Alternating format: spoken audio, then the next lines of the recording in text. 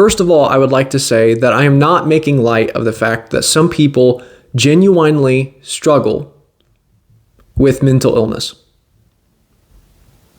When we are talking about the transgender controversy, there is such a thing as gender dysphoria or gender identity disorder, and people suffer with mental illness related to their sex and their gender. And whenever we talk about the transgender issue, there are two different paths that I think we can take. The first path is that somebody is struggling with mental illness and we can have compassion on them and you hope and pray that they find healing. The second path is that some people are not necessarily struggling with mental illness, but they realize that our culture and our society now accepts the idea of transgenderism and they use this as an advantage to game the system. Most recently, and we're talking about a biological man here, there is a biological man by the name of Lia Thomas, formerly known as William Thomas, who competed in the women's NCAA national championships and won the championship. A man won a championship in the women's 500 meter freestyle.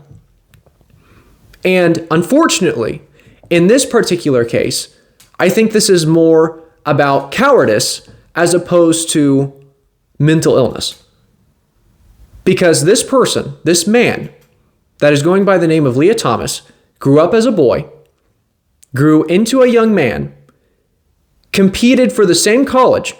Hey, I'm talking about Pennsylvania University, competed as a man at Pennsylvania University, and then in the middle of his collegiate career, transitioned into a woman and competed at Pennsylvania University as a woman against other women.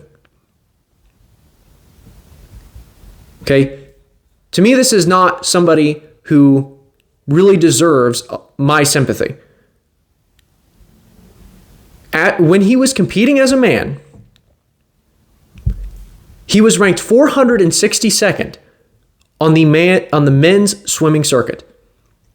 And after transitioning into a woman and meeting all of the requirements that the NCAA has, instantly became the best women's swimmer in the nation.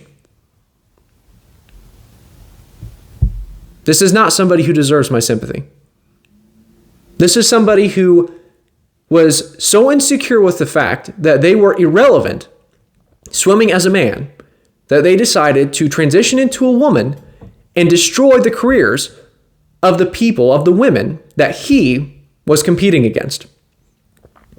And it's truly disgusting to think that these young women who have spent probably more than a decade developing their skill, putting in all of the energy, all of the effort, all of the dedication, all of the discipline to make it to the biggest stage in their career and have all of their hard work undermined by some insecure, selfish coward of a man who didn't have the guts or the discipline to develop enough skill to compete against other men and be relevant at it. It's pathetic. And somebody might say to me, why do you care so much? It doesn't really affect you. And I will say, what happens in women's sports doesn't really affect me personally. But I care because I care about the truth. I care about the fact that men cannot become women and women cannot become men. And I care about the careers of women because they are being undermined by selfish men. I hope that one day, the reason why I care, another reason why I care, is I hope that one day I have the privilege of having a daughter.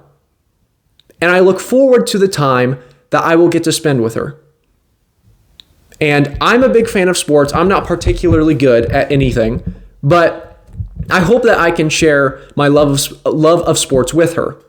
And maybe, after being introduced to a sport, she she takes interest in it and dedicates herself to developing a skill at in a sport, right? Maybe it's swimming, maybe it's something else. To think that my daughter could put in the effort, the energy, the discipline, the dedication, the blood, the sweat, the tears, all of this effort, all of this hard work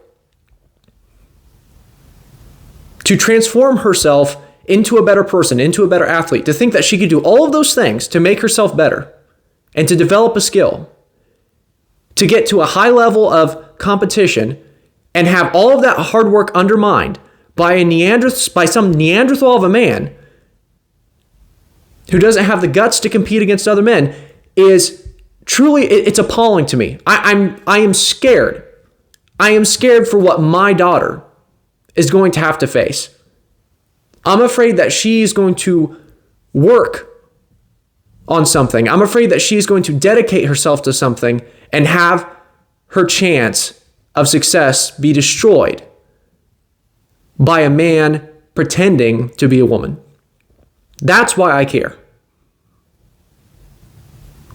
And I care because our society has grabbed a hold of this idea that sex is interchangeable, that men can become women and women can become men, and we are reaping the negative effects of that. Okay, that's not something I want to see happen. That's why I care.